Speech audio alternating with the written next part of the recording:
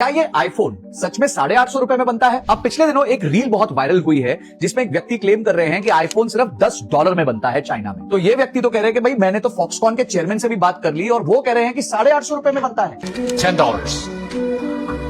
I swear to God, I've sharing with these guys. They couldn't believe me. I've visited the factories 3 times. तो मुझे तो ये बात हजम नहीं हुई क्योंकि मुझे ऐसा लगता है कि एप्पल में बहुत सारी चीजें लगती हैं। तो मैंने जाके चेक किया एप्पल के प्रॉफिट एंड लॉस स्टेटमेंट। 2024 में एप्पल ने $295 बिलियन की प्रोडक्ट सेल्स करी। इसमें से $200 बिलियन से ज्यादा सेल्स आईफोन की। वहीं ये $295 बिलियन की सेल्स करने के लिए उनकी कॉस्ट ऑफ गुड्स आई है $185 बिलियन, यानी कि करीबन 63%। मतलब अगर एक आईफोन ₹1,00,000 में बिकता है तो एप्पल को उसकी कॉस्ट 63,000 रुपीज पड़ती है। तो ये भाई साहब क्यों कह रहे हैं ₹850?